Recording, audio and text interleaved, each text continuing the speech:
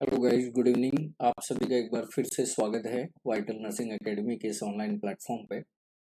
और जैसा कि आप सभी को पता है, राजस्थान सीएचओ और राजस्थान एनएचएम स्टाफ नर्स की जो एग्ज़ाम है 3 फरवरी को एंड 3 मार्च को, तो उसी मतलब एग्ज़ाम से रिलेटेड जो अपनी सीरीज जो है कंटिन्यूस, आज जो आप वीडियो वॉच कर रहे हैं वो 8th नंबर सीरीज है। और मैं उम्मीद कर रहा हूँ कि प्रीवियस की जितनी भी 7 सीरीज मैंने अपलोड की हैं वो आप सभी लोगों ने वॉच करी होगी। और अगर आप में से किसी ने वो वॉच नहीं करी है तो आप ज़रूर ये वीडियो कंप्लीट होने के बाद वो वीडियो भी आप देखें। तो और मैं ये इसलिए आपको रिकमेंड कर रहा हूँ क्योंकि उन सीरीज में भी वही क्वेश्चंस रिपीट हुए हैं जो एनएचएम स्टाफ नर्सेज और कम्युनिटी हेल्थ ऑफिसर्स के जो प्रीवियस एग्जाम हुए हैं, तो उनमें से ही वो क्वेश्चंस मैंने वहाँ से मतलब विथ रैशनलाइज आपको लिए शोल किए हैं, तो वो आपके लिए बहुत हेल्पफुल रहेंगे। सेकंड बात करें तो मैं आपसे ये कह रहा था कि देखिए, जो भी कैंडिडेट जो वीडियो को वॉच कर रहे हैं, अगर न्यू व्यूअर्स हैं आप चैनल पे, तो आप हमारी तरफ से उसको रिक्वेस्ट समझिए, आप सब्सक्राइब ज़रूर करें चैनल को और फैमिली मेम्बर बनिए वाइटल नर्सिंग एकेडमी के। अ, और वीडियोस को आप अपने कलीग्स या अपने बेस्ट फ्रेंड जो आपकी तैयारी कर रहे हैं इन एग्ज़ाम्स के लेके, या फिर फ्यूचर में जैसे नॉट सेट 6 है उनकी एग्ज़ाम्स की तैयारी कर रहे हैं, तो नॉट सेट्स के लिए भी मैंने 25 एमसीक्यू सीरीज़ जो है वो अपलोड की है। आप एक बार वो भी वॉच कर सकते हैं, वो भी आपके लिए काफ़ी हेल्पफुल रहना है। और जैसा कि मैंने आपको कहा था, राजस्थान सीएचओ, एमपी सीएचओ और जो आपका एनएचएम स्टाफ नर्स का जो एग्ज़ाम होने वाला है, तो इससे रिलेटेड जो प्रीवियस इसका पेपर हुआ है वो मैं ज़रूर अपलोड करने की कोशिश करूँगा। आज की सीरीज़ अपन स्टार्ट करते हैं बिना देरी किए। तो आज की सीरीज़ का आपका पहला क्वेश्चन ये रहा।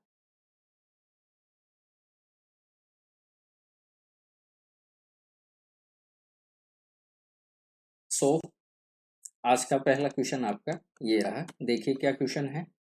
ट्रैकोमा कंट्रोल प्रोग्राम, ठीक है, was merged with the National Program for the Control of Blindness in। Question आपसे ये पूछा गया है कि टीसीपी ट्रैकोमा कंट्रोल जो प्रोग्राम है वो national programme of control, sorry, national programme control of blindness NPCB, ठीक है। तो ट्रैकोमा कंट्रोल प्रोग्राम को national programme control of blindness में कब मर्ज किया गया था, ये आपसे क्वेश्चन पूछा गया है, ठीक है। सबसे पहले बात कर लेते हैं ट्रैकोमा के बारे में। अभी देखिए, ट्रैकोमा से मैं आपको कुछ क्वेश्चंस बता देता हूँ जो लगभग लगभग प्रीवियस एग्जाम्स में पूछे गए हैं। तो पहला नाम, इसका एक तो नाम पूछ लिया जाता है, तो इसको किस नाम से जानते हैं हम? रफाई के नाम से जानते हैं, पहली चीज। बात करें इसके पॉजिटिव ऑर्गेनिजम्स की, तो पॉजिटिव ऑर्गेनिज्म इसका क्या है? क्लेमाइडिया ट्रैकोमाइटिस। क्लेमाइडिया ट्रैकोमाइटिस, ओके, ये आपको याद रखना है। क्लेमाइडिया ट्रैकोमाइटिस। टाइप्स की बात करूं तो ABC, ओके। बात करें इसके इंक्यूबेशन पीरियड की, इंक्यूबेशन पीरियड की, ठीक है। इंक्यूबेशन पीरियड की मैं बात करूं तो ट्रैकोमा का जो इंक्यूबेशन पीरियड है वो कितना रहता है, तो आपको याद रखना है 5 to 12 डेज जो है वो इसका इंक्यूबेशन पीरियड रहता है, ठीक है। अब बात कर लेते हैं इसके ट्रीटमेंट ऑफ चॉइस। ये क्वेश्चंस बहुत पूछा गया है। ट्रैकोमा के ट्रीटमेंट ऑफ चॉइस में क्या दिया जाता है, ठीक है, तो आपको याद रखना है इसमें हम क्या देते हैं? एजिथ्रोमाइसिन देते हैं। क्या देते हैं? एजिथ्रोमाइसिन देते हैं, ठीक है। कितनी देते हैं? 20 mg/kg के हिसाब से, ठीक है। ये इसकी डीओसी बोल सकते हो या फिर आप इसको क्या बोल सकते हो? ट्रीटमेंट ऑफ चॉइस भी बोल सकते हो, ठीक है। ट्रैकोमा के प्रिवेंशन के लिए, ट्रैकोमा के प्रिवेंशन के लिए डब्ल्यूएचओ ने एक स्ट्रेटेजी निकाली थी, ठीक है। एक स्ट्रेटेजी निकाली थी, कब निकाली थी? 1993 में, जिसका नाम क्या है? सेफ। क्या नाम है? सेफ। इस पे क्वेश्चंस पूछे जा सकते हैं, ठीक है। S4 क्या है? सर्जरी, ठीक है। S4 क्या है? सर्जरी। A4 क्या है? एंटीबायोटिक्स। तो हम कौन सी दे रहे हैं यहाँ पे? एजिथ्रोमाइसिन दे रहे हैं। F4 क्या है? Face cleanness. क्या है? F4 face cleanness, okay. और E4 क्या है? एनवायरमेंट, एनवायरमेंट क्लीन, ठीक है। या फिर आप बोल सकते हो प्रिवेंशन। तो ये 4 पॉइंट्स हैं जो किस में रखे गए हैं, सेफ स्ट्रेटेजी में रखे गए हैं, जो कि किसके लिए यूज होती है, ट्रैकोमा के प्रिवेंशन के लिए। क्लियर हो गया। चलिए अभी क्वेश्चन पे चलते हैं। क्वेश्चन क्या पूछ रहा है आपसे, क्वेश्चन आपसे ये पूछ रहा है कि ट्रैकोमा कंट्रोल जो प्रोग्राम था, ठीक है, तो ट्रैकोमा कंट्रोल प्रोग्राम कब आया, 1963 में, याद रखना है, ठीक है। तो ट्रैकोमा कंट्रोल प्रोग्राम को national programme control of blindness में कब इंक्लूड किया गया है, तो आपको याद रखना है 1976 में। राइट आंसर इस क्वेश्चन का क्या है, सी है। अब देखिए इस क्वेश्चन से आपके जितने क्वेश्चन यहाँ से बनते थे वो सब आपके यहाँ से क्या हो गए हैं, क्लियर हो गए हैं, ठीक है। एक क्वेश्चन मैं और बता देता हूँ, मुझे याद आ गया। एक क्वेश्चन अगर आपसे पूछे हर्बर्ट पिट्स के नाम से, ठीक है, हर्बर्ट पिट्स, ठीक है, अगर ये क्वेश्चन आपसे पूछ लिया जाए कि हर्बर्ट पिट्स जो साइन है वो किस में देखने को मिलता है, तो आपको याद रखना है ट्रैकोमा में देखने को मिलता है, ठीक है। ट्रैकोमा में जो है वो हर्बर्ट पिट्स जो है वो आपको देखने को मिल जाएंगे, ठीक है, ये बात आपको याद रखना है। और ये क्या होता है, ये लिम्बल फॉलिकल्स होते हैं, जो सीक्वेला जो होता है ना, वहां पे क्या है, लिम्बर जो फॉलिकल्स हैं वो प्रेजेंट होता है, और उन्हीं को हम क्या बोलते हैं, हर्बर्ट पिट्स बोलते हैं, जो कि ट्रैकोमा में आपको देखने को मिल जाएंगे। क्लियर हो गया। चलिए अब इस क्वेश्चन को पूरा क्लियरेंस जो था वो यहाँ पे मैंने आपको बता दिया। अभी नेक्स्ट क्वेश्चन देखते हैं। चलिए नेक्स्ट क्वेश्चन देखिए क्या है, ड्राइनेस ऑफ आई से क्वेश्चन है, ठीक है, ये देखिए ड्राइनेस ऑफ आई से क्वेश्चन आपसे पूछा गया है। ड्राइनेस ऑफ आई किसको कहते हैं, ठीक है, ड्राइनेस ऑफ आई हम किसको कहते हैं, ठीक है, तो ड्राइनेस ऑफ आई किसको कहेंगे हम, ड्राइनेस ऑफ आई देखिए जीरोफ्थेल्मिया है, व्हाइट आउट स्पॉट्स हैं, केरेटोमलेशिया है, और नाइट ब्लाइंडनेस, ठीक है, नाइट ब्लाइंडनेस। तो ड्राइनेस ऑफ आई हम किसको कहते हैं, जीरोफ्थेल्मिया को, बराबर याद रखना है, जीरोफ्थेल्मिया को हम क्या कहते हैं, नाइट ब्लाइंडनेस कहते हैं। व्हाइट आउट स्पॉट, ठीक है, व्हाइट आउट स्पॉट किसको कहते हैं, केरेटोमलेशिया किसको कहते हैं, नाइट ब्लाइंडनेस किसको कहते हैं, ये भी मैं आपको बताता हूँ। तो देखिए व्हाइट आउट स्पॉट्स हम किसको कहेंगे, व्हाइट आउट स्पॉट्स किसको देखने को मिलते हैं, तो आप सभी को मैं बता दूं, विटामिन ए की डेफिशिएंसी से ये प्रॉब्लम आपको देखने को मिलती है, ठीक है। व्हाइट आउट स्पॉट्स हुआ, केरेटोमलेशिया हुआ, और नाइट ब्लाइंडनेस हुआ, ठीक है। व्हाइट आउट स्पॉट्स किसको कहते हैं, तो आपको याद रखना है, इनको बोलते हैं ट्रायंगुलर स्पॉट्स, क्या बोलते हैं, ट्रायंगुलर स्पॉट्स, ठीक है, ये आपको याद रखना है। दूसरी चीज आपको याद रखना है, कहाँ पे देखने को मिलेंगे आपको, तो temporal of temporal to the cornea, ठीक है, temporal to the cornea, okay. दूसरी चीज मैं आपको बताऊं दूसरी चीज मैं आपको बताऊं, या तो आप इसको ट्रायंगुलर स्पॉट्स बोल दो, या फिर आप इसको क्या बोल सकते हो, पैचे भी बोल सकते हो। और ये किस तरह से होता है, व्हाइट येलोइश कलर के पैचेज आपको देखने को मिलेंगे। ये जो व्हाइट हमारा एरिया है, ठीक है, इसके साइड में आपको येलो येलो या व्हाइटिश कलर के पैचेज जो है वो आपको देखने को मिल जाते हैं। और ये किसकी कमी से देखने को मिलेंगे, विटामिन ए की कमी से देखने को मिलता है, ठीक है। बात कर लेते हैं किरेटो मलेशिया की, ठीक है, किरेटो मलेशिया की। किरेटो मलेशिया क्या है, तो इसमें आपको याद रखना है, किरेटो मलेशिया हम किसको कहते हैं, तो आपको याद रखना है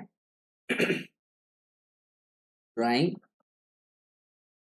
एंड क्लाउडिंग ऑफ कॉर्निया, ठीक है, drawing and clouding of cornea, ठीक है, क्लाउडिंग ऑफ कॉर्निया, इसको हम क्या कहते हैं, किरेटो मलेशिया कहते हैं, ये बात आपको याद रखना, ठीक है। और ये आपको कहाँ पे देखने को मिलेगा तो आपको याद रखना है, इसमें क्या होता है, क्लियर एक लेयर बन जाती है in front of, clear layer in front of, कहाँ पे देखने को मिलेगी आपको, आयरिश या फिर प्यूपिल्स, ठीक है।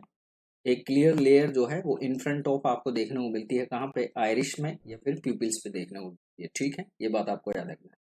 फिर बात कर लेते हैं, इसका अर्ली साइन पूछा जाता है, ठीक है,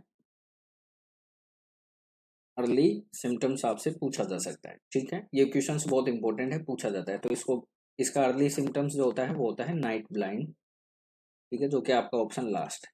नाइट ब्लाइंडनेस किसको कहते हैं, लो लाइट में तो आईज हैं वो अडेप्ट नहीं करती हैं, ये बात को याद रखना है।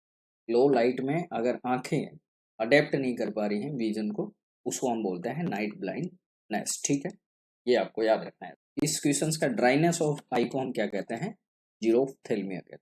क्लियर हो गया। नेक्स्ट क्वेश्चन देखिए क्या है, नेक्स्ट क्वेश्चन आपसे पूछा गया है, मिल्क पे क्वेश्चन है, milk is a good source of all vitamin except, ठीक है, यानी मिल्क जो है वो गुड सोर्सेज है सभी विटामिन का सिवाय एक को छोड़ के, ठीक है, तो कौन सी है? Vitamin A, vitamin C, vitamin D और विटामिन ई, ठीक है। तो क्या आंसर रहेगा इस क्वेश्चन का? कौन सा सोर्स है जो मिल्क आपके लिए गुड सोर्स के रूप में है, लेकिन एक विटामिन है जो उसमें प्रेजेंट नहीं होती है, ठीक है। तो आप सभी को पता है विटामिन ए भी प्रेजेंट गुड सोर्स है, मिल्क विटामिन ई के लिए भी गुड सोर्स है और विटामिन डी के लिए भी गुड सोर्सेज है। हमेशा ये क्वेश्चन यही फंसता है और ये आप स्टार लगा लीजिए, क्वेश्चन बहुत बार पूछा गया है कि विटामिन सी जो है वो दूध में, मिल्क में प्रेजेंट नहीं होता है, ठीक है, ये बात आपको याद रखनी है। तो इस तरह के क्वेश्चंस अगर आपसे पूछे जाएं तो आपको कंफ्यूज नहीं होना है, ये रिपीटेड क्वेश्चंस हैं, इसी तरह से पूछे गए हुए हैं पहले भी और आगे भी पूछे जाएंगे, ठीक है। तो इस क्वेश्चंस का राइट आंसर आपका क्या रहने वाला है? विटामिन सी रहेगा, ठीक है। इस क्वेश्चंस का राइट आंसर आपका क्या रहेगा? विटामिन सी जो प्रेजेंट नहीं होता है मिल्क में, बाकी सभी प्रेजेंट होता है। नेक्स्ट क्वेश्चन देखिए, काफी अच्छा क्वेश्चन है। और ऐसे क्वेश्चंस क्या है, एएनएम, एमपीएसडब्ल्यू और स्टाफ नर्सेज ये एग्जाम्स में, एनएचएम्स एग्जाम में ऐसे क्वेश्चंस पूछे जाते हैं। अभी क्वेश्चंस क्या है देखिए, मॉस्किटो में फ्लाई अप टू, ये क्वेश्चन आपसे पूछा गया है। मॉस्किटो जो है, मच्छर जो है वो कितने तक जो है फ्लाई कर सकते हैं, ये क्वेश्चंस पूछा गया है। तो 2 मील है, 3 मील है, 4 मील है या फिर 5 मील है, ये आपसे क्वेश्चन पूछा गया है। 2 मील है, 3 मील है, 4 मील है या 5 मील है, कहाँ तक मॉस्किटो जो है वो फ्लाई कर सकते हैं, ये आपसे क्वेश्चन पूछा गया है। तो बताइए क्या आंसर रहने वाला है इस क्वेश्चन का? तो आपको याद रखना है, मॉस्किटो जो है वो कहाँ तक फ्लाई कर सकता है? 3 मील तक फ्लाई कर सकता है। तो राइट आंसर इस क्वेश्चन का आपका क्या रहने वाला है? सेकेंड रहेगा, ओके। 3rd मील, नहीं 3 मील तक मॉस्किटो जो है वो फ्लाई कर सकता है। नेक्स्ट क्वेश्चन देखें, चलिए नेक्स्ट क्वेश्चन क्या है। नेक्स्ट क्वेश्चन आपका है, the government of India has announce the national health policy in the year. बहुत अच्छा क्वेश्चन है, एनएचपी से क्वेश्चन है। नेशनल हेल्थ पॉलिसी जो है वो कब आई थी गवर्नमेंट ऑफ इंडिया के द्वारा, ये आपसे क्वेश्चन पूछा गया है। 1978, 1981, 1983 और 1982, ठीक है। क्या आंसर रहने वाला है इस क्वेश्चन का? तो देखिए, सो एनएचपी आपसे क्वेश्चन पूछा गया है, तो एनएचपी का राइट आंसर आपका रहेगा 1983, ठीक है। आपको याद रखना है, नेशनल हेल्थ जो पॉलिसी है वो अब तक कितनी आई है? 3 आ चुकी। कितनी आ चुकी है? 3 आ चुकी। सबसे पहले जब आई, जब 1983 में, इसका टारगेट था 2000 तक, फिर 2002 में नेशनल हेल्थ पॉलिसी आई और अब जो लेटेस्ट नेशनल हेल्थ पॉलिसी लागू है वो 2017 लागू, ठीक है। ये बात आपको याद रखना और ब्रॉड स्पेक्ट्रम पे हेल्थ सर्विसेज अवेलेबल हो, ये इनका मेन मोटिव है। नेक्स्ट क्वेश्चन देखिए, पॉपुलर से पॉपुलर क्वेश्चन आपके सामने है, ठीक है। जितने स्टार लगा सकते हैं आप लगा लीजिए, वेरी इंपॉर्टेंट क्वेश्चन है, ठीक है। क्वेश्चन आपसे क्या पूछ रहा है, major cause of MMR in India, maternal mortality rate आपसे क्वेश्चन पूछा गया है। मैटरनल मोर्टिलिटी रेट, ठीक है, मैटरनल मोर्टिलिटी रेट आपसे पूछा गया है इंडिया का, ठीक है। तो क्या उसका मेजर कोज पूछा गया है आपसे? क्या पूछा गया है? मेजर कोज पूछा गया है। तो एनीमिया है, टॉक्सीमिया है, एक्लेम्सिया है और हेमरेज। तो राइट आंसर आपका क्या है?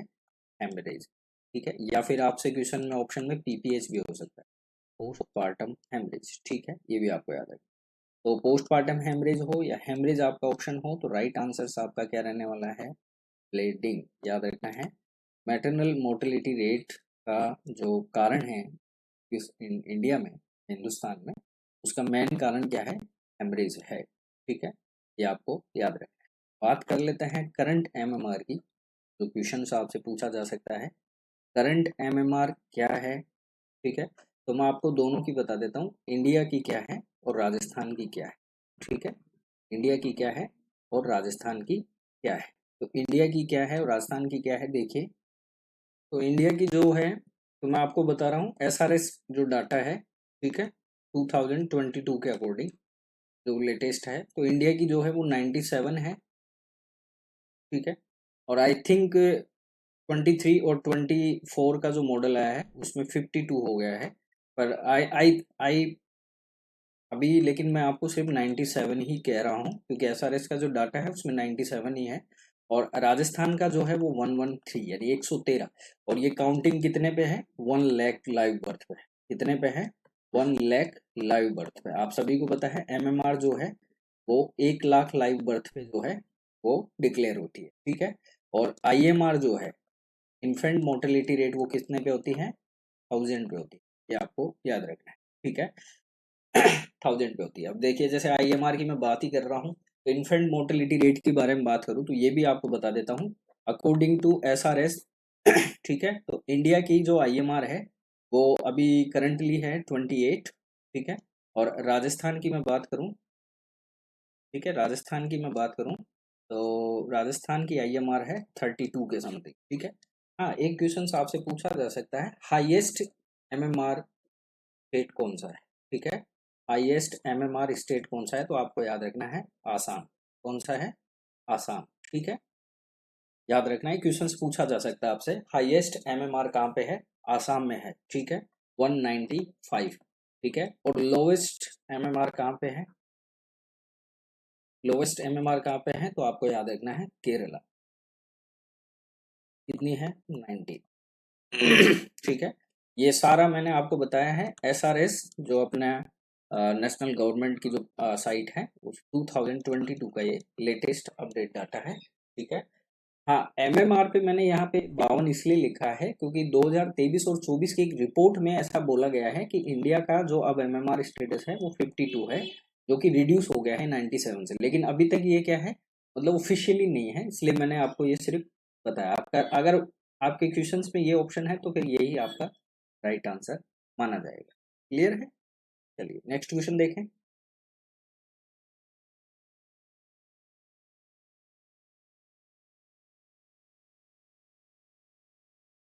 बहुत अच्छा क्वेश्चन है, देखिए क्या है। The mosquito which transmit yellow fever, ये आपसे क्वेश्चन पूछा गया है। येलो फीवर को कौन सा मॉस्किटो जो है वो ट्रांसमिट कर सकता है, ठीक है। तो राइट आंसर इसका क्या रहेगा? Aedes aegypti, Anopheles mosquito, Culex और मैनोसोनोइड्स, बराबर। तो क्या आंसर रहने वाला इस क्वेश्चन का? सो अब देखिए, एडिस एजिप्टी की मैं बात करूं तो एडिस एजिप्टी से कौन कौन सा ट्रांसमिट हो सकता है? डेंगू हो सकता है, ठीक है। फिर डेंगू हेमरेजिक फीवर है,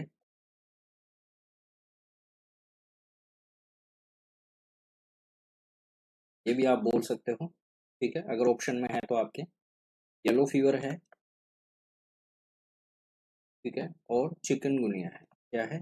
चिकनगुनिया, बराबर। ये इतने सारी चीजें कौन ट्रांसमिट करता है? Aedes aegypti. एनोफिलीज की मैं बात करूं, कौन सी? फीमेल, याद रखना है, फीमेल की बात कर रहा हूँ। तो फाइलेरिया है, मलेरिया है, ठीक है। बात कर लेते हैं फिर क्यूलेक्स, जो कि इंपॉर्टेंट है।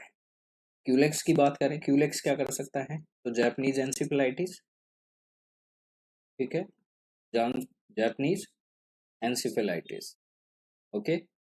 फिर बैनक्रॉफ्टियन फाइलेरियासिस, बराबर, बैनक्रॉफ्टियन फाइलेरियासिस, इसको भी ये स्प्रेड कर सकता है, ट्रांसमिट कर सकता है। और वेस्ट नील फीवर, वेस्ट नील फीवर, ठीक है, याद रखना। और ये इतना रिपीटेड क्वेश्चंस है, ये लगभग लगभग एग्जाम्स में पूछा गया है। आपके इस क्वेश्चंस का राइट आंसर आपका क्या रहेगा? ये रहेगा, क्योंकि येलो फीवर को ट्रांसमिट करने के लिए कौन रेस्पॉन्सिबल है? Aedes aegypti. और उसके साथ साथ भी मैंने सारे बता दिए आपको जो जिसके लिए रेस्पॉन्सिबल ये है, ठीक है। एक क्वेश्चन और मैं आपको बता देता हूँ। आपने सुना होगा काइसोनार फॉरेस्ट डिजीज के नाम, काइसोनार फॉरेस्ट डिजीज, ठीक है, ये नाम सुना होगा, ठीक है। ये क्वेश्चन अगर आपसे पूछे कि इसको कौन स्प्रेड करता है, तो याद रखना है हार्ट टिक। लेकिन इसमें दो ऑप्शन है, अगर पूछे आपसे क्वेश्चन इंडिया के लेवल का तो हार्ट टिक आंसर देना। अगर आपसे क्वेश्चन पूछ ले outside of India, outside of India अगर आपसे क्वेश्चन पूछ ले कि काइसोनार यानी KFD, जिसको अपन क्या बोलते हैं, KFD, आउटसाइड ऑफ इंडिया इसको कौन स्प्रेड करता है? तो सॉफ्ट टिक करती है। आपको याद रखना है कौन करती है? सॉफ्ट टिक्स करती है। और इंडिया में हार्ड टिक करती है। क्लियर। चलिए नेक्स्ट क्वेश्चन देखते हैं।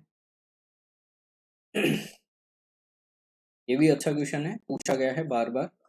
बारबेक्यू से क्वेश्चन पूछा गया है आपसे।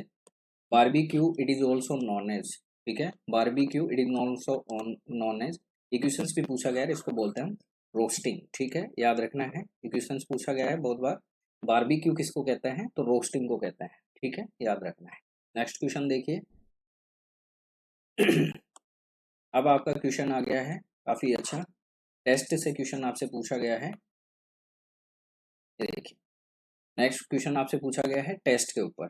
सिक टेस्ट जो है वो किस केस में किया जाता है, ये आपसे क्वेश्चन पूछा गया है, ठीक है। तो बताइए क्या आंसर रहेगा, जर्मन मीजल्स, डिप्थीरिया, मीजल्स या मेनिंजाइटिस। तो आप सभी को पता है सिक टेस्ट जो है वो हम किसके लिए करते हैं, डिप्थीरिया के लिए करते हैं। किसके लिए करते हैं, डिप्थीरिया के लिए करते हैं, बराबर है, बराबर है। एक टेस्ट और आता है जो कंफ्यूज करता है, उसको बोलते हैं सीलिंग टेस्ट। कौन सा टेस्ट बोलते हैं, सीलिंग टेस्ट बोलते हैं। ये किस में करते हैं अपन, विटामिन B12 में। विटामिन B12 में इंट्रिंसिक फैक्टर्स को देखने के लिए हम सीलिंग टेस्ट करते हैं, ठीक है, कंफ्यूज नहीं होना है। अब बात कर लेते हैं थोड़ा बहुत डिप्थीरिया की। तो डिप्थीरिया का पॉजिटिव एजेंट कौन है, corny bacterium diphtheriae, corny bacterium diphtheriae, ठीक है, कॉर्नी बैक्टीरियम डिप्थेरी। अगर आपसे क्वेश्चन पूछे इससे क्लासिकल साइन की, ठीक है, क्लासिकल साइन इसमें आपको क्या देखने को मिलता है, तो बुलिंग नेक देखने को मिलता है। क्या देखने को मिलती है, बुलिंग नेक। और ये किस वजह से होती है, लिम्फ एडिनोपैथी की वजह से, लिम्फ एडिनोपैथी की वजह से,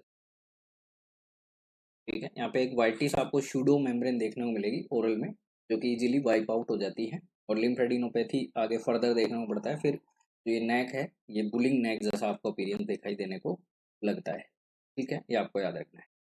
एक और इम्पोर्टेंट क्वेश्चंस बता देता हूँ।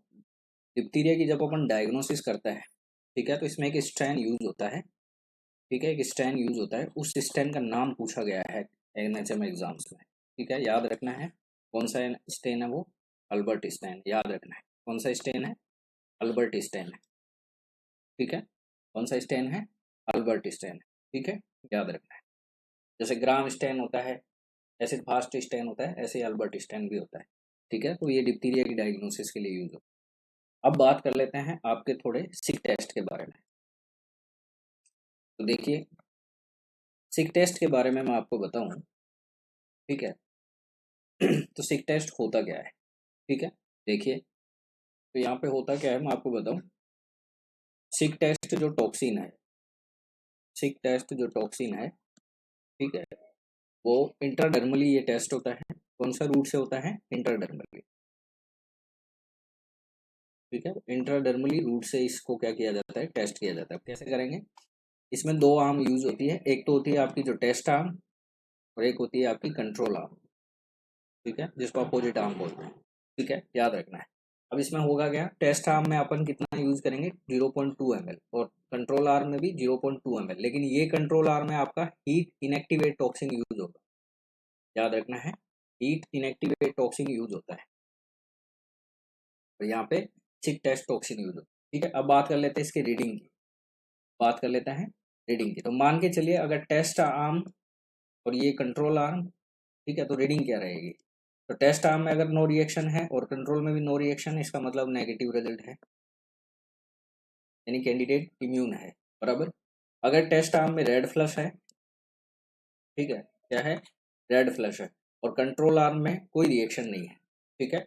मान लिए कि टेस्ट आर्म में रेड फ्लश है और कंट्रोल आर्म में कोई रिएक्शन नहीं है, ठीक है, कोई रिएक्शन नहीं है, तो भी टेस्ट कैसा रहेगा आपका। तो टेस्ट आपका कैसा रहेगा, पॉजिटिव रहेगा। कैसा रहेगा, टेस्ट आपका पॉजिटिव रहेगा। लेकिन ये ससेप्टिबल माना जाएगा। कैसा माना जाएगा, ससेप्टिबल, यानी डिप्थीरिया होने के चांसेस इसको हो सकते हैं अगर टेस्ट आर्म रेड प्लस है तो। फिर मान के चलिए रेड फ्लश के, red flush with fading of 4th day, अगर टेस्ट हुए हुए 4th डे हो गए, उसके साथ रेड फ्लश आ रहा है दोनों ही आर्म पे, कंट्रोल आर्म में भी आ रहा है और टेस्ट आर्म में भी आ रहा है, इसको हम क्या बोलते हैं, सूडो पॉजिटिव। इसको हम क्या बोलते हैं, सूडो पॉजिटिव, यानी ये कैंडिडेट कैसा रहेगा, हाइपर सेंसिटिव रहेगा, याद रखना है। ये टेस्ट, ये कैंडिडेट कैसा रहेगा, हाइपर सेंसिटिविटी रहेगा, किससे रिलेटेड, डिप्थीरिया से रिलेटेड। ये बात आपको ध्यान रखनी है, ठीक है। ये बात आपको ध्यान रखनी है, ठीक है, समझ गए।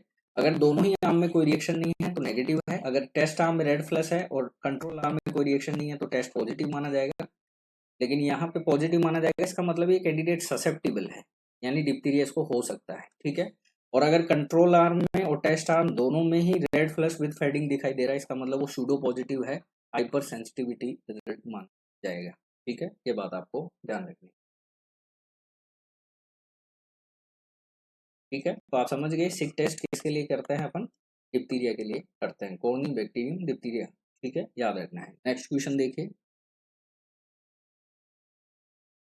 बहुत अच्छा क्वेश्चन है, वेस्ट मैनेजमेंट क्वेश्चन है, आपसे क्वेश्चन पूछा गया है जो वेस्ट मैनेजमेंट पे क्वेश्चन है और काफी अच्छा क्वेश्चन है। क्या क्वेश्चन है, बेस्ट मेथड पूछी गई है आपसे रिफ्यूज डिस्पोजल की, ठीक है। तो आपको याद रखना है बेस्ट मेथड जो होती है रिफ्यूज डिस्पोजल की वो कौन सी होती है, बर्निंग होती है, कौन सी होती है, इंसिनरेशन, ठीक है, याद रखना है, ठीक है। तो ए ऑप्शन यहाँ पे आपका करेक्ट होगा। रिफ्यूजल्स की डिस्पोजल के लिए best method according biomedical waste management के अकॉर्डिंग कौन सी मेथड होती है, बर्निंग, जिसको हम इंसिनरेशन कहते हैं, याद रखना है, ठीक है। कि कंपोस्टिंग, डंपिंग और कंट्रोल टिपिंग नहीं होती, ये बात आपको याद रखनी है, ठीक है। अब जैसे बात कर लेते हैं कंपोस्टिंग के बारे में, तो कंपोस्टिंग आपको पता है नेचुरल प्रोसेस होती है, ठीक है, नेचुरल प्रोसेस होती है। इसमें होता क्या है कि जो वेस्ट होता है, जैसे मैं आपको बताऊं, वेजिटेबल्स हो गए, फ्रूट्स हो गए, इनके स्क्रैपेज में करके, टुकड़ों में करके इनको कंपोस्ट कर दिया जाता है, जिससे क्या है ऑर्गेनिक वेस्ट में ये क्या हो जाते हैं, कन्वर्ट हो जाते हैं, जिससे सॉइल जो होती है उसके लिए भी अच्छे रहते हैं, और माइक्रोब्स और जो फंगाई हैं और जो बैक्टीरिया हैं वो इनके मतलब नेचुरलाइज इनको क्या करते हैं, कंपोस्टिंग का काम करते हैं, क्लियर है। तो ये कंपोस्टिंग है। डंपिंग की बात करें, डंपिंग क्या होता है, जैसे मान आपको देखा होगा कि आउटसाइड ऑफ द पॉपुलेशन या आउटसाइड ऑफ द सिटी आपने देखा होगा एक यार्ड बना दिया जाता है जिसमें कचरे को एकत्रित किया जाता है, ठीक है, बड़े स्तर पे किया जाता है, उसको बोलते हैं हम डंपिंग। और कंट्रोल टिपिंग का मतलब क्या होगा कि जैसे जमीन है उसमें कोई डग पिट बना दिया है, खड्डा खोद के उसमें आपने वेस्टेज डाल दिया और इसको फिर आपने क्या कर दिया है, कवर कर दिया है मिट्टी से, जिससे जिससे क्या है, जो मॉस्किटो है या फिर फ्लाइज वगैरह है वो इन्फेक्टेड मतलब ना हो, स्प्रेड ना हो, कोई बीमारी जो है वो स्प्रेड ना हो, उसको बोलते हैं हम कंट्रोल टिपिंग, ठीक है। अब देखिए बीएमडब्ल्यू जो है बायोमेडिकल वेस्ट मैनेजमेंट, ये इंपॉर्टेंट पॉइंट है, आप सभी को पता है।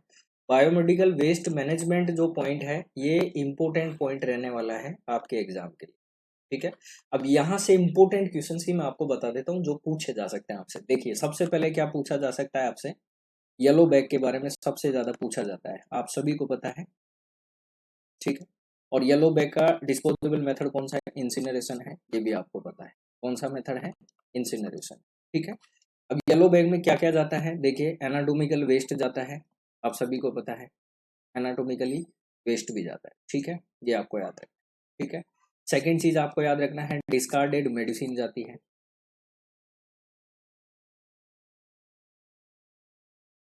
डिस्कार्डेड मेडिसिन, अब वो कौन सी मेडिसिन जो एक्सपायर हो चुकी है, ठीक है, याद रखना है।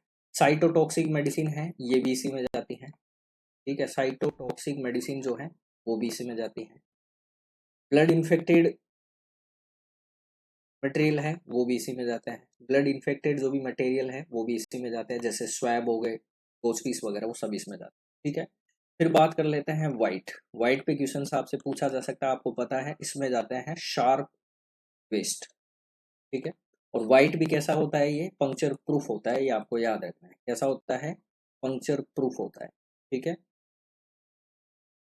जो अभी 2016 की गाइडलाइन आई है बीएमडब्ल्यू की, उसके अकॉर्डिंग मैं आपको बता रहा हूँ जो लेटेस्ट अपडेट है, ठीक है। तो पंक्चर प्रूफ और शार्प वेस्ट जो है वो किस में जाते हैं, व्हाइट में जाते हैं। इसके अलावा फिर आपसे पूछा जा सकता है रेड पे क्वेश्चन, ठीक है, रेड पे कौन से जाते हैं, प्लास्टिक आइटम जाते हैं, ठीक है, कौन से जाते हैं, प्लास्टिक के जाते हैं, रबड़ के जाते हैं, ठीक है, प्लास्टिक के और रबड़ के आइटम जाते हैं, ये आपको पता है, ठीक है। फिर बात कर लेते हैं ब्लू, ब्लू में कौन से जाते हैं, ब्रोकन ग्लासेज, ठीक है, ब्रोकन ग्लासेज, ये आपको याद है, ठीक है, ब्रोकन ग्लासेज यानी कांच के टुकड़े, जैसे एम्पुल हो गए, ये सब चीजें आपकी इसमें जाती हैं, ब्लू में जाती हैं, ठीक है। ये आपका हो गया क्वेश्चंस इंपॉर्टेंट। इसके अलावा क्वेश्चंस आपसे क्या पूछा जा सकता है इसके अलावा आपसे क्या क्वेश्चन पूछा जा सकता है वो मैं आपको बताऊं। वो क्वेश्चन है आपका, वो पूछा जा सकता है BMW पे वो कौन सा बैग है, BMW का वो कौन सा बैग है जिसको आप इंसिनरेट नहीं करते हैं और कब नहीं करते हैं, इंसिनरेट नहीं कर सकते हैं। ठीक है, तो याद रखना है वो कौन सा बैग है, रेड बैग होता है। कौन सा बैग है, रेड बैग, लेकिन उसमें क्या हो, कैडमियम हो। ये आपसे क्वेश्चन पूछा जा सकता है और ये हिट क्वेश्चन है BMW से रिलेटेड। BMW बैग में वो कौन सा बैग का कैटेगरी, यानी रेड बैग का कैटेगरी होता है, जब कैडमियम इसमें प्रेजेंट होता है तो इसको आप इंसिनरेट नहीं करते हैं।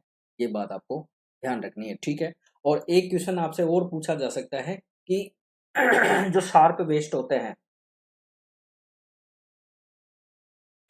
ठीक है, शार्प वेस्ट जो होते हैं, शार्प वेस्ट वो किस में जाते हैं, व्हाइट में जाते हैं, बता दिया मैंने। ये आपसे क्वेश्चन पूछा जा सकता है, लेटेस्ट अपडेट की बता रहा हूँ मैं आपको कि BMW की कौन सी कैटेगरी में आते हैं वो, ये क्वेश्चन आपसे पूछा जा सकता है। Waste sharp white, sorry white, मतलब शार्प जो वेस्ट होते हैं वो BMW की कौन सी कैटेगरी में आते हैं, तो आपको याद रखना है फोर्थ कैटेगरी में आते हैं। कौन सी कैटेगरी में आते हैं, फोर्थ कैटेगरी में। ये क्वेश्चन आपसे पूछा जा सकता है। ठीक है, नेक्स्ट क्वेश्चन चलें, चलिए।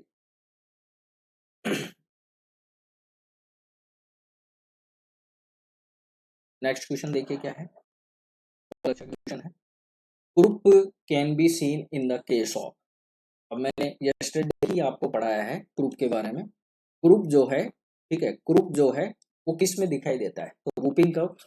तो वूपिंग कफ को क्या बोलते हैं, पर्टुसिस बोलते हैं, या फिर 100 डे कफ बोलते हैं, 100 डे कफ बोलते हैं। बॉडी टेलर पर्टुसिस के द्वारा ये होता है। ठीक है, तो ये तो नहीं होगा, नहीं होगा।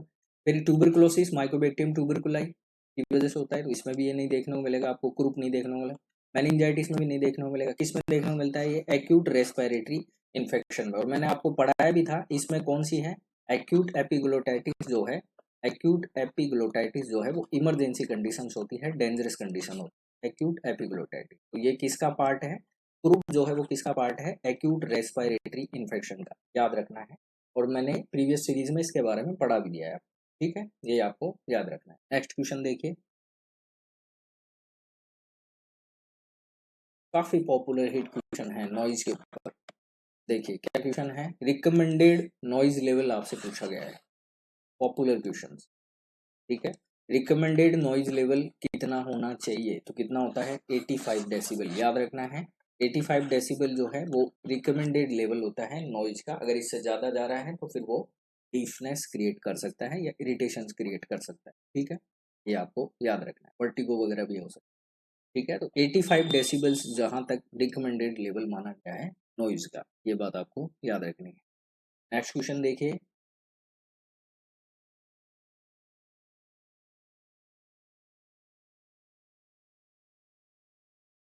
बहुत अच्छा क्वेश्चन है, इजी से क्वेश्चन है, इंपॉर्टेंट क्वेश्चन क्या है, देखिए। If the first stage of labour, अगर लेबर की फर्स्ट स्टेज में वो प्रोलोंग हो, इज प्रोलोंग, तो आईवी ग्लूकोज दिया जाता है किस चीज को प्रिवेंट करने के लिए, ये आपसे क्वेश्चन पूछा गया है। ठीक है, फर्स्ट स्टेज ऑफ लेबर अगर आपसे क्वेश्चन पूछा गया है, ठीक है। अब फर्स्ट स्टेज ऑफ लेबर किसको कहता है, तो ट्रू लेबर पेन से लेके, ट्रू लेबर पेन से लेके to cervical dilation, to cervical dilation, या फिर आप बोल सकते हो फुल सर्वाइकल डायलेशन। तो फुल सर्वाइकल डायलेशन कितना होता है, 10 सेंटीमीटर।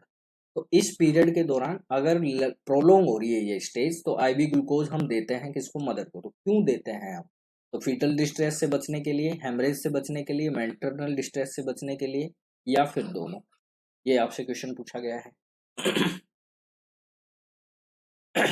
तो बताइए क्या आंसर रहेगा, फीटल डिस्ट्रेस से बचने के लिए, हेमरेज से बचने के लिए, मैटरनल डिस्ट्रेस से बचने के लिए, या फिर फीटल डिस्ट्रेस और मैटरनल डिस्ट्रेस दोनों से बचने के लिए। तो देखिए इस क्वेश्चन का जो आपका राइट आंसर है कि ट्रू लेबर पेन और टू सर्वाइकल डायलेशंस। ठीक है, ये आपको पता है फर्स्ट स्टेज में कितनी फेज होती है, 3 फेज होती है। कितनी फेज होती है, 3 फेज होती है। पहली होती है लेटेंट, ठीक है, पहली फेज होती है लेटेंट, फिर होती है एक्टिव, ठीक है, और फिर होती है ट्रांजिएंट। कितनी होती है, 3 फेज होती है ट्रांजिएंट। ठीक है, याद रखना है, लेटेंट, एक्टिव और ट्रांजिएंट।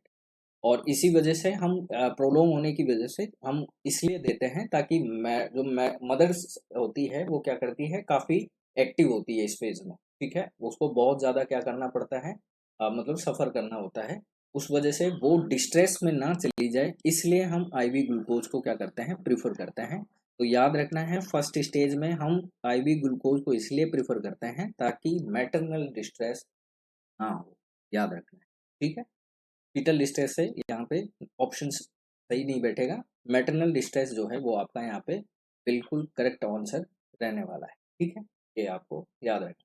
क्लियर हो गया? तो राइट आंसर इसका क्या रहेगा कि मैटरनल डिस्ट्रेस को प्रिवेंट करने के लिए अगर फर्स्ट स्टेज जो लेबर का है वो अगर प्रोलोंग हो रहा है तो हम आईवी ग्लूकोज इसलिए देते हैं ताकि मैटरनल डिस्ट्रेस ना हो।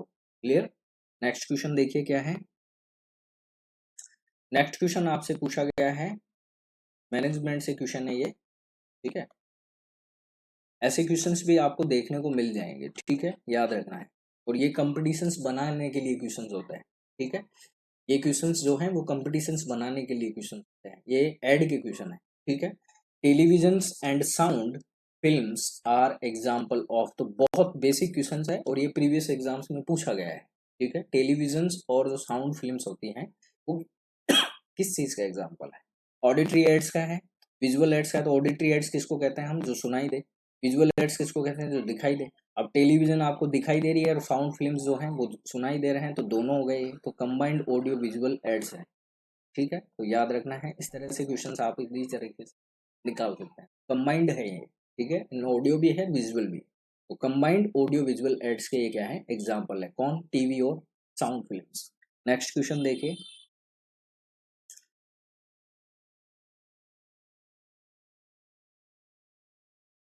बहुत अच्छा क्वेश्चन है।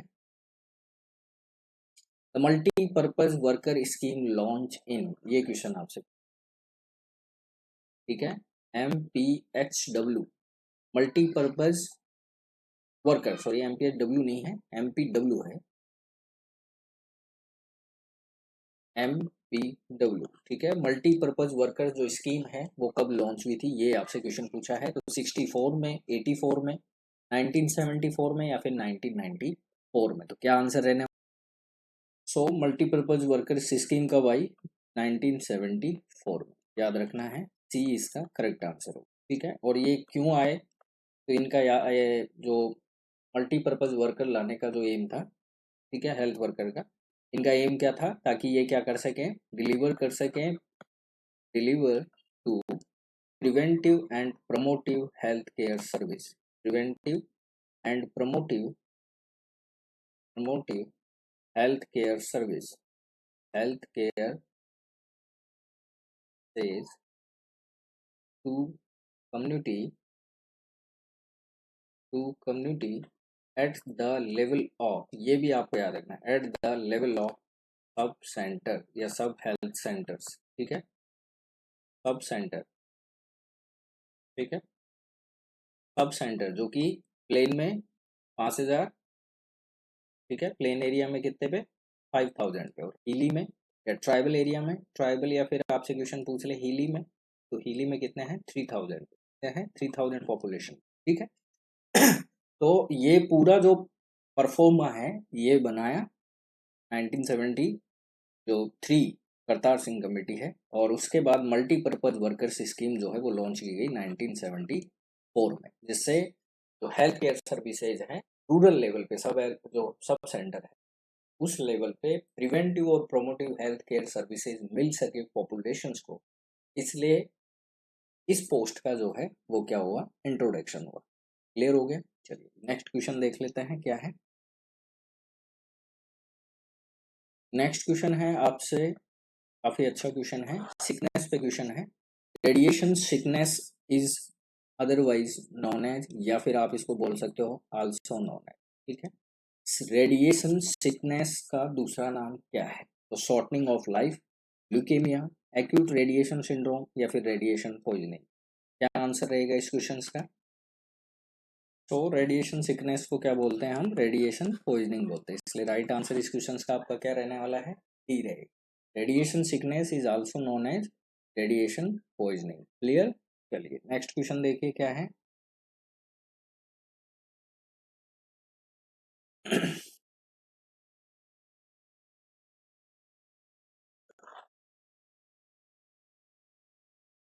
नेक्स्ट क्वेश्चन आपका है Harpenden's callipers is use to measure. ये आपसे क्वेश्चन पूछा गया है।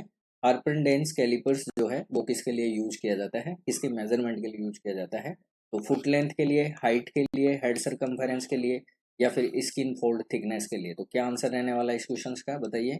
हार्पेंडेंस कैलिपर्स, तो हार्पेंडेंस कैलिपर्स किसके लिए यूज करते हैं अपन? स्किन फोल्ड थिकनेस के लिए, याद रखना है, बहुत इंपॉर्टेंट क्वेश्चन है। ठीक है, बहुत इंपॉर्टेंट क्वेश्चन है। स्किन फोल्ड थिकनेस के लिए यूज होने वाले इंस्ट्रूमेंट को हम क्या कहते हैं? हार्पेंडेंस कैलिपर्स कहते हैं। ठीक है, अब ये कैसा होता है वो मैं बता देता हूँ आपको। देखिए, इस तरह की ये डिवाइस होती है, इसको बोलते हैं हम हार्पेंडेंस कैलिपर्स। ठीक है, इसको हम क्या बोलते हैं? हार्पेंडेंस कैलिपर्स। ठीक है, कैलिपर्स, ठीक है, याद रखना है। और हार्पेंडेंस कैलिपर्स किसके लिए यूज होता है? To measurement skin fold thickness, measurement skin fold thickness, याद रखना है। ठीक है, स्किन फोल्ड थिकनेस के लिए इस डिवाइस का यूज होता है, जिसको हम बोलते हैं हार्पेंडेंस कैलिपर्स। ठीक है, अब चलते हैं क्वेश्चंस पे। नेक्स्ट नेक्स्ट क्वेश्चन देखिए क्या है। ए ब्रीफ डिस्क्रिप्शन, ध्यान से पढ़िएगा। ए ब्रीफ डिस्क्रिप्शन, और बहुत इंपॉर्टेंट क्वेश्चन है।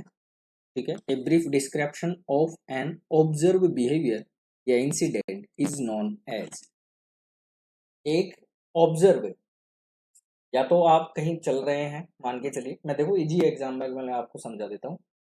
कहीं आप चल रहे हैं और आपके सामने मान के चलिए कि कोई एक्सीडेंट हो गया, तो वो ऑब्जर्व आपने किया है। अब उस पूरे इंसिडेंट को अगर आप ब्रीफली क्या कर रहे हैं, डिस्क्राइब कर रहे हैं, ब्रीफली अगर आपने डिस्क्राइब किया है, तो वो कौन सा रिकॉर्ड कहलाता है, ये आपसे क्वेश्चन पूछा गया है। ठीक है, जो आपने, अब चाहे वो इंसिडेंट हो चाहे वो बिहेवियर हो, किया हुआ कैसा होना चाहिए, वो ऑब्जर्व किया हुआ होना चाहिए। उसको हम क्या बोलते हैं? तो उसको बोलते हैं हम अनेक्डोटल रिकॉर्ड। याद रखना है, बहुत इंपॉर्टेंट क्वेश्चंस है और काफी सारे एग्जाम्स में भी ये आ चुका है। ऐसा रिकॉर्ड जो हम ऑब्जर्व करके क्या करते हैं, ब्रीफली डिस्क्राइब करें, उसको हम क्या बोलते हैं? एनेडोक्टल रिकॉर्ड कहते हैं। ठीक है, ये आपको याद रखना है, समझ गए। फिर बात कर लेते हैं क्लिनिकल, तो ये तो आपको पता है, मेडिकली रिकॉर्डेड होते हैं। ठीक है, ये आपको याद रखना है। फिर बात कर लेते हैं क्यूमुलेटिव रिकॉर्ड कैसे होता है, ये आपको समझना जरूरी है। क्यूमुलेटिव रिकॉर्ड कौन से होता है? ठीक है, तो जैसे मैंने आपको बताया क्यूमुलेटिव रिकॉर्ड कौन से होता है, तो आपको याद रखना है, क्वेश्चन पूछा गया है कि क्यूमुलेटिव रिकॉर्ड्स का टाइमिंग कितना होता है, ये आपसे क्वेश्चन पूछा गया है।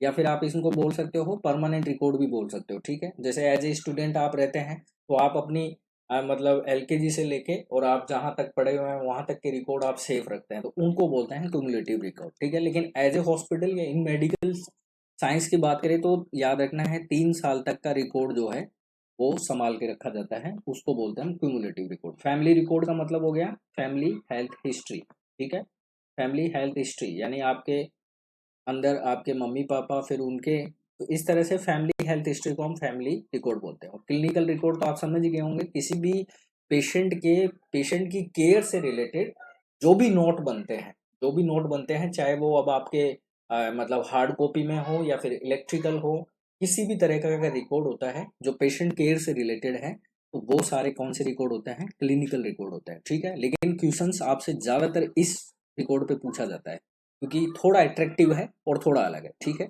और कंफ्यूज हो जाते हैं कैंडिडेट। तो मैंने सारे रिकॉर्ड आपको बता दिए हैं। क्यूमुलेटिव रिकॉर्ड भी पूछा गया है, तो आपको याद रखना है, जो परमानेंटली रिकॉर्ड रखे जाते हैं उनको क्यूमुलेटिव रिकॉर्ड बोलते हैं। लेकिन मेडिकल साइंस में 3 साल तक का क्राइटेरिया होता है किसी भी पेशेंट से रिकॉर्ड को आप संभाल के रखने के। फैमिली रिकॉर्ड का मतलब हो गया फैमिली हेल्थ हिस्ट्री, और एनोडेक्टल रिकॉर्ड का मतलब होता है कि आप किसी भी अपनी पूरी लाइफ में जो भी आपने बिहेवियर किसी का ऑब्जर्व किया है, या कोई इंसिडेंट ऐसा ऑब्जर्व किया है जिसको आपने ब्रीफली डिस्क्राइब किया हो अपनी नोटबुक में या डायरी में, तो उस रिकॉर्ड को हम क्या कहते हैं? एनेक्डोटल रिकॉर्ड कहते हैं। ठीक है, नेक्स्ट क्वेश्चन देखिए क्या है। बहुत अच्छा क्वेश्चन है और पॉपुलर क्वेश्चन है। बैकबोन आपसे पूछा गया है पब्लिक हेल्थ नर्सिंग का, बहुत अच्छा क्वेश्चन है, बहुत इंपॉर्टेंट क्वेश्चंस भी है और काफी एग्जाम्स में रिपीट रिपीट रिपीट हुआ है। बैकबोन पूछा गया है पब्लिक हेल्थ नर्सिंग का, तो क्या आंसर रहेगा? सिंगल सटीक आंसर बताइए।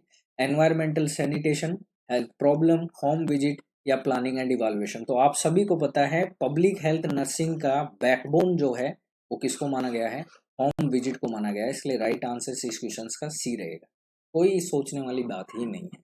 Home visit are the backbone for the public health nursing. ठीक है, याद रखना है। नेक्स्ट क्वेश्चन देखिए क्या है। नेक्स्ट क्वेश्चन जो है वो भी बहुत अच्छा क्वेश्चन है, टेस्ट पे क्वेश्चन आया है। और क्या क्वेश्चन है देखिए, the aldehyde test of Napier, ठीक है, the aldehyde test of Napier is simple test widely use in India for diagnosis of, और ये इंपॉर्टेंट क्वेश्चन है, मान के चलिए आप, CHO, NHM staff nurse, AIIMS जैसे एग्जाम्स में भी ये क्वेश्चन पूछा गया है। एल्डिहाइड टेस्ट पूछा गया है आपसे ऑफ नेपियर का, जो कि सिंपल टेस्ट है, और इंडिया में किस चीज की डायग्नोसिस के लिए इसको वाइडली यूज किया जाता है, तो आपको याद रखना है काला अजार। किसके लिए यूज किया जाता है इसको? काला अजार के लिए, याद रखना है। किसके लिए यूज करते हैं अपन? काला अजार, याद रखना है, गलती नहीं होनी चाहिए, ठीक है, काला अजार। और ऐसे ही और टेस्टों के बारे में अगर आपको इन्फॉर्मेशन चाहिए तो मैं आपको बार बार कह चुका हूँ, फिर भी आप सुन नहीं रहे हैं।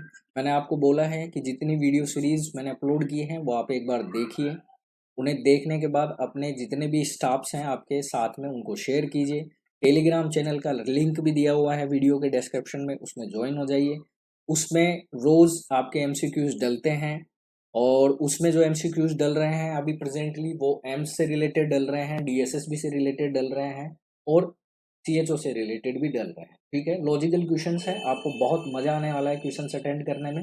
सीरीज है, और पर डे 5 to 10 क्वेश्चंस जो हैं वो वहाँ पे अपलोड होते हैं। उसके अलावा जो इम्पोर्टेंट नोट हैं, गोल्डन पॉइंट्स हैं, वो भी मैं वहाँ पे शेयर करता रहता हूँ। उसके साथ साथ राजस्थान CHO का जो एग्ज़ाम दे रहे हैं 3 मार्च को, वो कैंडिडेट अगर क्रैश कोर्स ज्वाइन करना चाहें तो हमारे ऐप को ज्वाइन कर सकते हैं। और जो नीडी कैंडिडेट्स हैं उनको भी पूरी तरीके से सपोर्ट मिलेगा, लेकिन पढ़ने से आप पीछे मत हटिए, ठीक है। ये मैं बार बार इसीलिए कहता हूँ कि देखिए, अगर आपकी ये थिंकिंग हो कि एग्ज़ाम्स आ रहे हैं या फिर एग्ज़ाम्स अभी है नहीं तो हम आराम से पढ़ लेंगे, टाइम तो बहुत है, और या एग्ज़ाम की नोटिफिकेशन आए फिर हम पढ़ना चाहें, तो फिर वो पॉसिबिलिटी आप मत सोच के बैठिए। और देखिए, दुनिया वो नहीं है जहाँ आप हैं और आप सोच के बैठे हुए हैं कि मेरी दुनिया यहाँ है। दुनिया बहुत बड़ी है, और उस दुनिया में बहुत सारे आप जैसे भी हैं, ठीक है, जो ऐसा ही सोच रहे हैं, और कंपटीटर भी हैं आपकी जगह, ठीक है। और जिस रेस में आप दौड़ने वाले हैं, तो आपको भी पता है रेस में घोड़ा वो ही जीतता है जिसकी तैयारी पहले से बहुत स्ट्रांग होती है, ठीक है। जिस घोड़े को आपने अभी अस्तबल से निकाला है और उसको बोले कि आप भाई दौड़, ठीक है, तो वो आधे रास्ते में दौड़ के थक ही नहीं वाला है, और वैसा ही सीन आपके साथ भी हो रहा है, ठीक है, क्योंकि आप भी नोटिफिकेशन आ रहा है, फिर आप बुक उठा रहे हैं, बुक में आपको पता नहीं है पढ़ना क्या है क्या नहीं पढ़ना है, इतनी मोटी बुक पढ़ ली, बेस आपका क्लियर नहीं है, आप रटे जा रहे हैं, रटे जा रहे हैं, रटे जा रहे हैं। एग्जाम का टाइम आया, तब आपके हो गया पूरा सब वहाँ पे मैशअप आपका तैयार हो गया है यहाँ पे, और फिर वहाँ पे आपका कन्फ्यूजन सब कुछ बाहर निकल के आता है, और पेपर फिर बिगड़ देगा। और ऐसा ही होता है, ये हमारे साथ भी हुआ है, आपके साथ भी हो, सबके साथ होता है। अगर समय पे आप अपनी गाइडलाइन अपने मेंटोर से ले लेते तो शायद आप उस सिलेक्शन को वहीं पे ही क्रैक कर लेते, इतना टाइम आप वेस्ट नहीं करते, ठीक है। तो बार बार मेरा इस स्टेटमेंट पे ज़्यादा जोर इसीलिए रहता है कि देखिए, पढ़ना नुकसान नहीं करेगा, पढ़ना कभी भी नुकसान नहीं करता। तो जिस लाइन में आप और मैं हूँ, या फिर हम जिस फील्ड में हैं, मेडिकल फील्ड में, इसमें पढ़ना जरूरी है, डेली पढ़ना आपको जरूरी है। आपका एनालिटिकल डाटा, करंट ट्रेंड्स, ये सब चीज़ें आपके लिए बहुत ज़रूरी है, अदरवाइज आप अपने आप को अपग्रेड कभी कर ही नहीं सकते। समझ रहे हो आप मेरी बात? और अपने आप को आपको इस्टेब्लिश करना है तो आपको अपग्रेड होना पड़ेगा, कोई चांस नहीं है, कोई सपोर्ट नहीं है। मेंटोर के तरीके से मैं और मेरी टीम और वाइटल नर्सिंग एकेडमी आपको सिर्फ पाथवे बता सकती है, जाना आपको है, सपोर्ट कर सकते हैं। एग्जाम तो आपको ही देना पड़ेगा, वहाँ ना मैं आ सकता हूँ ना कोई और आ सकता है। समझ रहे हो आप मेरी बात? तो इन चीज़ों को क्या है, एनालाइज, आप कंटिन्यूअस टच में रहिए, पढ़ते रहिए, जितना समय, इतनी सारी वीडियोस डली हुई हैं चैनल पे, आप प्रीवियस वीडियोस उठा के देखिए, उनमें बहुत कुछ कंटेंट आपको मिलेगा, ठीक है। गुजरात का एग्जाम हुआ था तब भी मैंने बहुत कुछ कंटेंट डाला है, ठीक है। और इजी क्वेश्चंस भी डाले हुए हैं, कॉम्प्लेक्स क्वेश्चंस भी डले हुए हैं, तो सारे क्वेश्चंस आप एक बार देखिए, तो देखेंगे तो आपको समझ में आएगा कि किस तरह का पैटर्न कौन से एग्जाम्स में पूछा गया है। जैसे अभी अपनी सीरीज चल रही है वो NHM और CHO के हिसाब से चल रही है, तो इस तरह के क्वेश्चंस भी मैं आपको रेशनलाइज इसीलिए सोल्व करवा रहा हूँ ताकि इस क्वेश्चंस में फंसेगा जरूर कुछ ना कुछ, ठीक है। क्योंकि क्वेश्चंस मैंने आपको एक बार पहले भी बताया था, नर्सिंग्स में क्वेश्चंस ज्यादा नहीं है, क्वेश्चंस वो ही हैं जो बने हुए हैं पहले से ही, ठीक है। समझ रहे हो, कोई बीमारी जिस तरह से हो रही है वो उसी तरह से होगी ना, हाँ, कम्युनिटी जैसी सब्जेक्ट है जो सीएचओ के लिए, एनएचएम्स के लिए, उनमें आपको वाइटल स्टैटिक्स पे ज़्यादा ध्यान देना है, करंट ट्रेंड्स पे ध्यान देना है, कम्युनिटी डिजीज पे ध्यान देना है, किसमें कुछ चेंज नहीं हुआ हो, कोई प्रोग्राम लॉन्च हुआ हो, कोई पॉलिसी लॉन्च हुई हो, क्या कैटेगरी आ रही है, कौन सा प्रोग्राम कब, क्या, ये सब चीज़ें। जो हिस्ट्री है वो तो कभी बदलेगी नहीं, जो चीज़ है वो है, ठीक है। तो पढ़ने के लिए तो बहुत कुछ है, पर पढ़ने का मन बनाना पड़ेगा, उसके लिए आपको अभी से तैयार होना है। सिटिंग सबसे मेन चीज़ होती है स्टडी में। आप सिटिंग कर पाएंगे, आपका मन लग पाएगा, जितना मन लगेगा उतनी स्टडी आपकी बेटर होती जाएगी। आप क्विट करेंगे तो स्टडी तो आपकी भी बाप है, वो आपसे पहले क्विट करेगी, समझ रहे हो। हाँ, नेक्स्ट क्वेश्चन देखते हैं। तो इस क्वेश्चन का आंसर मैंने आपको बता ही दिया है। एल्डिहाइड टेस्ट ऐसा होता है जो इंडिया में वाइडली टेस्ट हम इसलिए करते हैं ताकि काला आजार जो बीमारी है उसकी डायग्नोसिस आप इस टेस्ट से कर सके। नेक्स्ट क्वेश्चन देखिए, बहुत अच्छा क्वेश्चन है, विजन 2020 पे क्वेश्चन आया हुआ है। ठीक है, vision, what is concept if vision 2020, ठीक है, what is concept if vision 2020, बहुत इंपॉर्टेंट क्वेश्चन है, ठीक है, याद रखना है। नेक्स्ट देखिए क्या है, the right to healthy eye, ठीक है, the right to healthy eye, right to reduce blindness, right to donate, या राइट टू साइट। तो विजन 2020 का मेन एम क्या है, तो आपको पता ना होना चाहिए, राइट टू साइट, याद रखना है। क्या एम होता है इसका, राइट टू साइट जो है वो इसका एम होगा, ठीक है, याद रख। तो याद रखना है आपको, विजन 2020 जो है ये कोलैबोरेशन से बना है। कोलैबोरेशन से बना है किन किन के, WHO एंड IAPB, ठीक है। और इसका मतलब होता है, IAPB का मतलब हो गया इंटरनेशनल एजेंसी ऑफ, याद रखना, क्वेश्चन पूछे तो भी आपको याद रहे, international agency agency for international agency for the prevention of blindness, prevention of blindness, ठीक है। और ये कहाँ है, लंदन में, ठीक है। इन दोनों के कोलैबोरेशन से 1999 में विजन 2020 डिक्लेयर हुआ, जिसकी राइट टू साइट जो है ये रखा गया, ठीक है, राइट टू साइट, ठीक है। अब इसमें जो मेन मोटिव क्या है, वो क्या है, ब्लाइंडनेस को आपको क्या करना है, रिड्यूस करना है, ठीक है। अब देखिए ब्लाइंडनेस की बात कर ले, ठीक है। तो ब्लाइंडनेस का मोस्ट कॉमन जो कोज है, ये क्वेश्चंस बहुत हिट है, मोस्ट कॉमन कोज जो है इंडिया की बात करें तो क्या है, तो आप सभी को पता है कैटेरेक्ट, क्या है, कैटेरेक्ट कितना है, ये भी आपको बता देता हूँ। तो याद रखना है 77% जो केसेज है ब्लाइंडनेस के वो कैटेरेक्ट से रिलेटेड है, याद रखना है, ठीक है, कैटेरेक्ट से रिलेटेड। दूसरे नंबर पे कौन आता है, तो रिफ्रैक्टिव एरर आता है, दूसरे नंबर पे कौन है, रिफ्रैक्टिव एरर, ठीक है, जो कि 19% के समथिंग समथिंग, ठीक है, ये आपको याद है, पहली बात। दूसरी चीज, एक और आपसे क्वेश्चन पूछा जा सकता है, वर्ल्ड साइट डे के कब सेलिब्रेट करता है, वर्ल्ड साइट डे, तो आपको याद रखना है second Thursday of October, second Thursday of October, याद रखना है। Second Thursday of October, India में भी ये लॉन्च इसी समय हुआ था जब डॉक्टर APJ अब्दुल कलाम थे, ठीक है, प्रेसिडेंट। तो सेकंड थर्सडे ऑफ अक्टूबर को ये क्या है, सेलिब्रेट होता है। तो 2023 की मैं बात करूं तो 2023 में ये सेलिब्रेट हुआ है 12 अक्टूबर 2023 को, ठीक है, 2023 को ये क्या हुआ है, सेलिब्रेट हुआ है, ये बात आपको ध्यान रखनी है, ठीक है। ये बात आपको ध्यान रखनी है, ठीक है। और मेन क्वेश्चन आ जाता है अब थीम पे, थीम क्या रही थी इसकी 2023 में, ठीक है। तो आपको याद रखना है, love your eyes at work, ये थीम थी इस बार 2023, love your eyes at work, ये आपको याद रखना। एक क्वेश्चन जो सबसे इंपॉर्टेंट है यहाँ पे वो मैं बता देता हूँ, विजन 2020 जो है, ठीक है,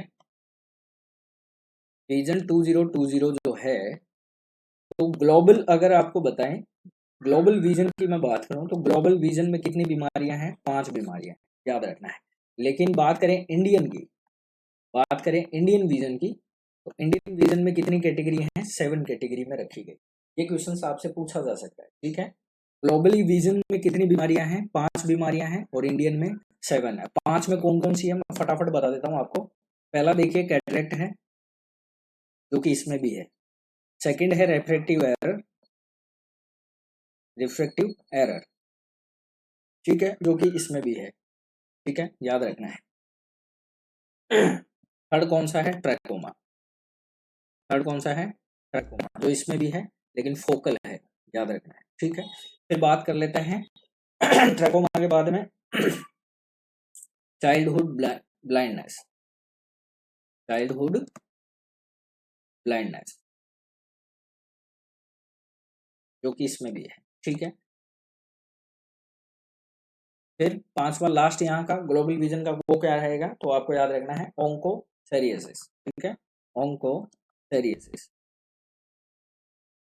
और यहाँ पे कौन सा है? फिफ्थ नंबर पे, तो आपको याद रखना है कौन सा है, तो याद रखना है आपको ग्लूकोमा। कौन सा है? ग्लूकोमा है, डायबिटिक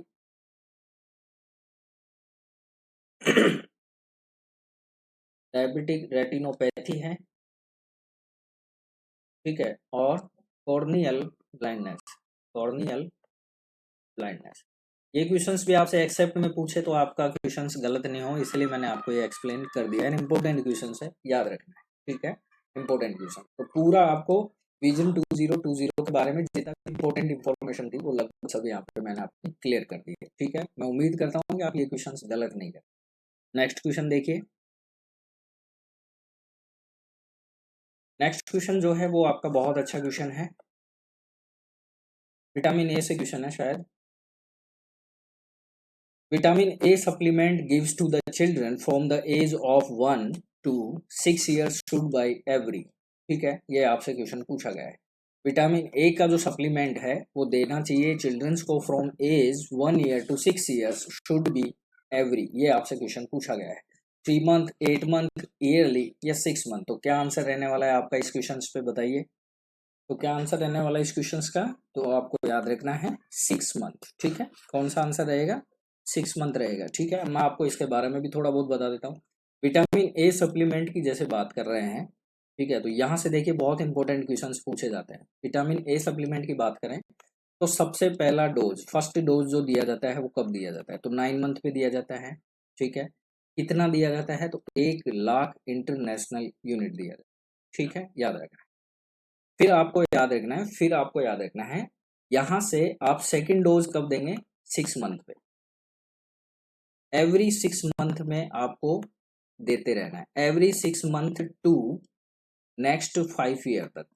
कब तक देना है? नेक्स्ट 5 ईयर तक, याद रखना है। जब तक बच्चा 5 साल का ना हो जाए तब तक आपको विटामिन ए की जो सप्लीमेंट है वो देनी है। क्यों देनी है? फुल्ली इम्यूनाइज करने के लिए, ठीक है। अब एवरी 6 मंथ आप कितनी यूनिट्स देंगे, ये आपसे क्वेश्चन पूछा जा सकता है, तो 2 लाख इंटरनेशनल यूनिट देते हैं, याद रखना है। पहली डोज 9 मंथ पे दी जाती है, 1 लाख इंटरनेशनल यूनिट। उसके बाद every 6 month till 5 year age तक हम देते हैं उस बच्चे को विटामिन ए का सप्लीमेंटेशन। कितना देते हैं?